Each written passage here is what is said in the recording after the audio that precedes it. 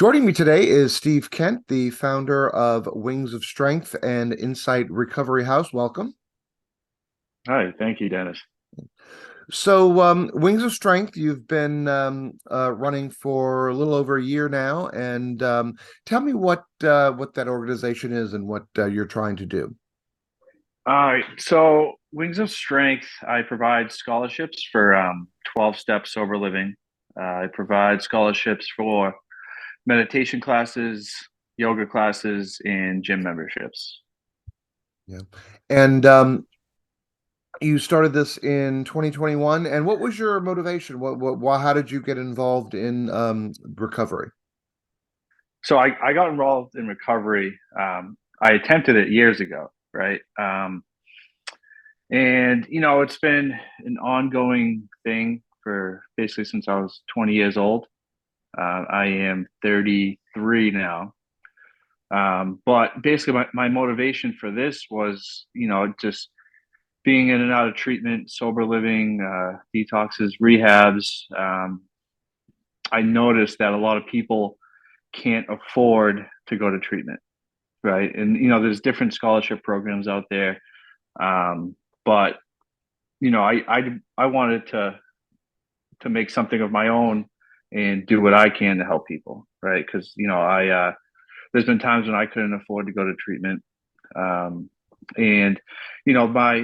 my nonprofit, it's kind of got a couple parts to it, right? So I found, being in the gym, working out, running, um, yoga classes, like for me, that's part of my recovery, right? It clears my mind, um, holds me accountable, right? I go to the gym a few times a week, and I go with friends, I go with new guys in recovery. It's just been a big part. That's where it's where I developed my spiritual life, right? Like a lot of people go to church, a lot of people meditate. For me, it was praying while I was at the gym. I would go there early in recovery when I was sick, and I would just fight through the sickness. And a lot of people go to a meeting a day. For me, it was meetings, and it was physical activity. Hmm. And what does the gym provide you besides, I mean, the physical aspect of it? Why is the gym so important to recovery? A lot of people might disagree, but I'm just going off my own personal experience, where it's something I do, a few days a week, right? I hold myself accountable by getting in there, even if I go in there and just walk on the treadmill for a few minutes, right? And early in recovery, when you're sick, right, like you need to be moving, right? Like we damage our bodies physically, mentally, right? So like for me, it provides a clear head. When my legs were all jittery and I was underweight and out of shape, right? Like, you know, I I would go there and I'd run on the treadmill, I hit the heavy bag, or I'd relax in the sauna, and next thing you know, I leave the gym and my whole body's still. Hmm. Right. So, talk to us a little bit about your personal journey, how you came to actually, get yourself into recovery and started learning, going to the gym to get better. Yeah, yeah. So I'm from Stone, right? As you know, maybe not everyone else in the Stone Coalition does, but I grew up here. I in high school and everything, I wasn't a drug addict, right? Maybe I drank a little too much, right? But internally I had, lots of insecurities and fears, right? Um, and then as I got into college, I started using drugs more and more, alcohol more and more, and it quickly became an issue. Um, but like right away, I didn't seek treatment, right? I tried like different things to like get off the drugs, or not drink so much, or just drink a little bit, right? Like maybe I won't do opiates, but I want to be able to drink a six pack like a normal person, right? But that wasn't my story, right? And I noticed that as time went on, right? Next thing you know, I'm graduating college. I have a real job, right? And I really can't function in society. I'm hungover almost every day. I'm dope sick almost every day. my bosses start to notice, my friends, my family notices. And, when I was about 21, I went to detox for the first time. Thinking that if I just go to detox and like, clean my system up, then I'll be able to go back to living a normal life. Right. But, for the real alcoholic and drug addict, that's usually not the case. Right. Because I leave, but I didn't treat anything spiritual. I didn't treat my mind. I just got physically got off the drugs, right? So I was kind of stuck in that cycle for a few years where I go to detox, um, and come back out, or I detox on my own, and nothing would happen, right? I'd go right back to where I was, and then I would try different types of programs, right? I would try to get on different medication. I would see like a drug psychologist, like a therapist, Mm, and maybe that worked for some people, but for me it didn't really stick, right?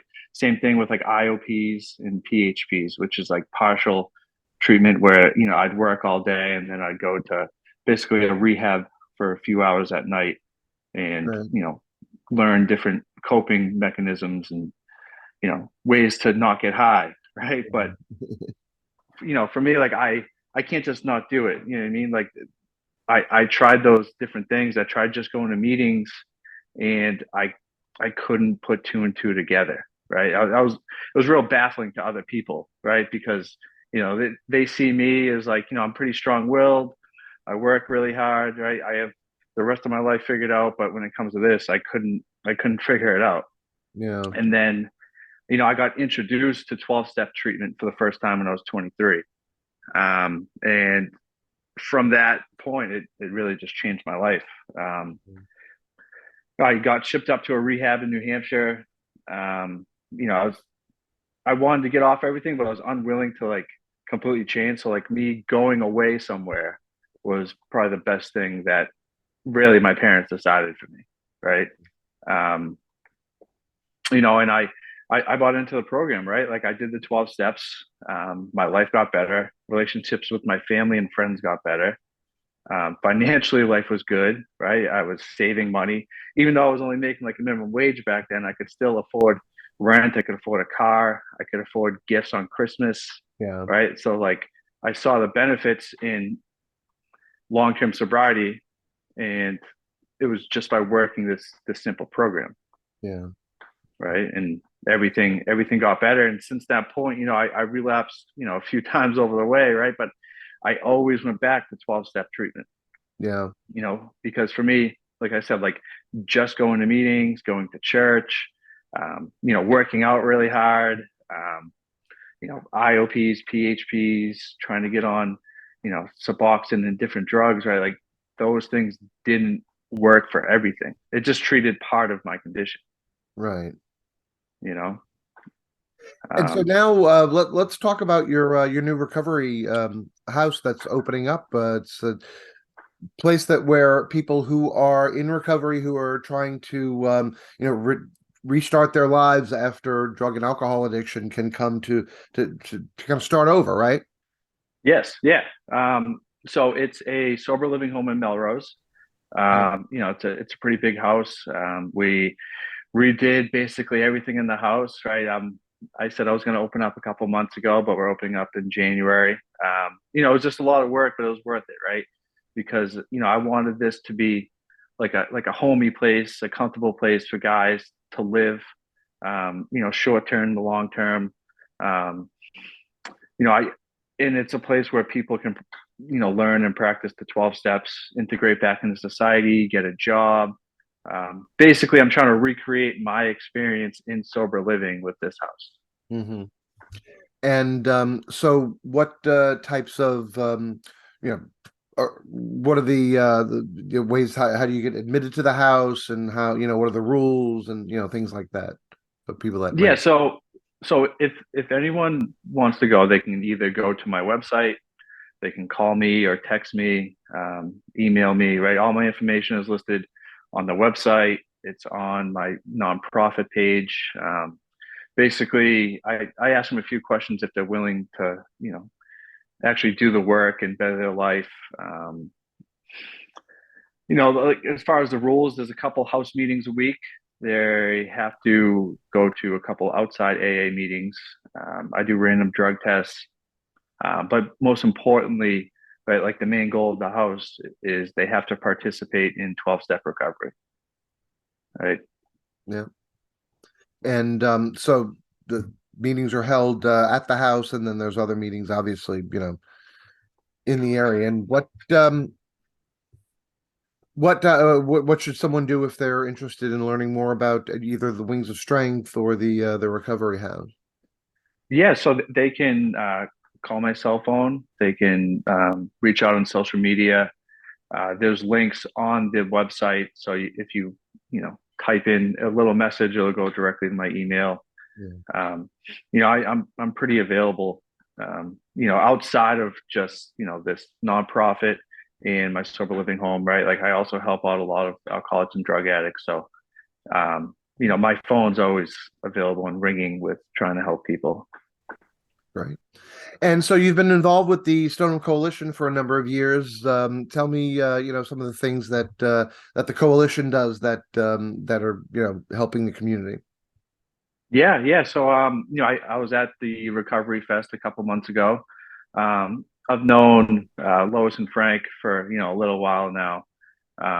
They've been really helpful with me in my house in my recovery over the years. They do the Hope for Homeless where they go into Boston and bring backpacks full of clothes. And it's different, right? So like my sobriety in my life is contingent on you know basically being like Frank and Lois in the coalition, right? Helping people, um, you know, donating items and clothes and stuff, right? And that's just what they do out of the goodness of their hearts. Yeah. Yeah. Great. Yeah. Well, Steve Kent with Wings of Strength and Insight Recovery. Anything else you'd like to talk about today, or? No, no, that's all. Just thank you for having me on and giving me a chance to talk about my recovery and the new sober house. I'm really excited to get that up and running. I'm actually driving a kid to detox today, and he'll be the first person in the house next week. So I'm Oh, really wow. excited about that. Yeah, Yeah. Right. Well, congratulations, and thank you for being involved in the coalition. And we can't wait to see what great things you're going to do next. So we awesome. appreciate it. Thank you. Thanks. Thank you very much.